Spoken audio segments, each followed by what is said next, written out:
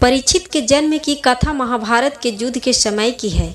जब द्रौपदी को इस बात की जानकारी मिली कि अश्वत्थामा ने उसके 5 बेटों की हत्या कर दी है, तो उसने अनशन करने की ठान ली।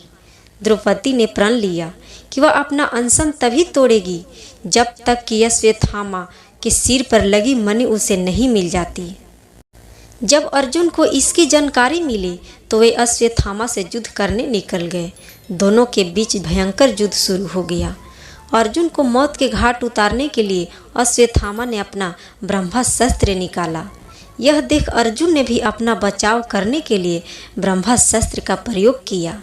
तभी वहां नारद और ऋषि व्यास पहुँचे और उन्होंने ब्रह्मास्त्र का इस्तेमाल करने से मना किया।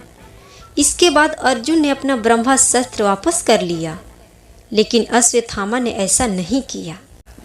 दरअसल अश्वत्थामा 5 पांडवों के कुल को नष्ट करना चाहता था, इसीलिए उसने अपने ब्रह्मास्त्र की दिशा बदलकर अभिमन्यु की पत्नी, जो कि गर्भवती थी, उसकी ओर कर दिया। इस पर भगवान कृष्ण ने कहा, अभिमन्यु की पत्नी उत्तरा को परीक्षित नामक बेटे के जन्म का वरदान मिला है, इसीलिए वह जरूर जन्म लेगा।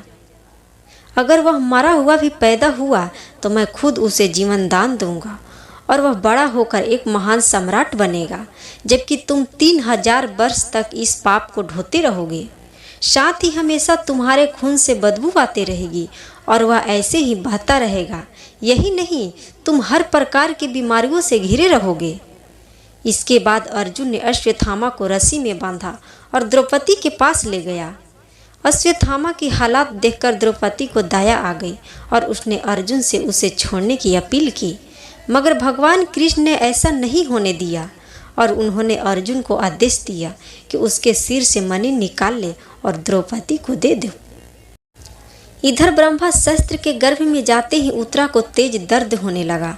यह देख भगवान कृष्ण ने अपना छोटा रूप धारण किया और उत्तरा के गर्भ में दाखिल हो गए।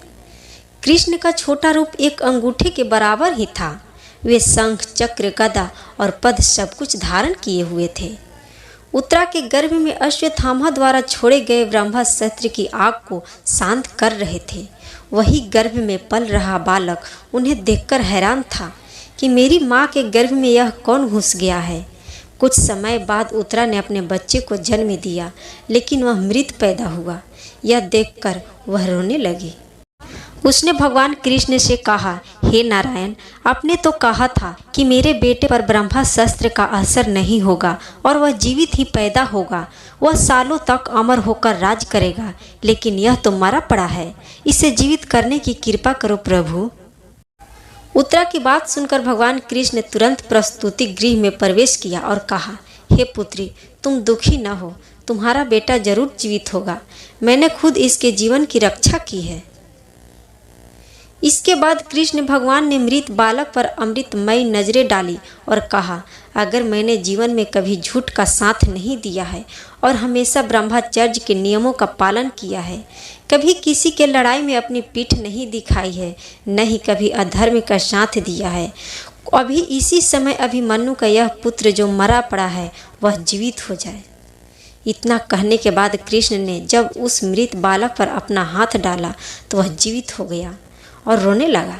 इसके बाद भगवान कृष्ण ने ब्रह्मास्त्र को वापस ब्रह्मलोक भेज दिया। यह चमत्कार देख सभी स्त्रियां आश्चर्यचकित हो गई। इसके बाद भगवान कृष्ण ने अभिमन्यु के पुत्र का नाम परीक्षित रखा। इसके पीछे का कारण था कि वह बालक कुरुकुल के नाश होने पर जन्मा था। वही यह युधिष्ठिर वापस आए और उन्हें बालक के जन्म के बारे में पता चला तो वे भी खुशी से झूम उठे। इस खुशी में उन्होंने हाथी, घोड़े, अन्न, गाय आदि दान दिए। ज्योतिष ने आगे बताया कि जीवन में एक ऋषि का श्राप पाकर गंगा के तट पर यह ऋषि सुखदेव से आत्मज्ञान की प्राप्ति करेगा। ज्योतिषी की बात सुनकर युधिष्ठिर खुश हुए और उन्हें दक्षिणा देकर वहां से विदा कर दिया। इस कहानी से हमें यही सीख मिलती है कि कभी भी किसी कार्य को छल कपट के साथ नहीं करना चाहिए। इससे हमारा बुरा ही होता है।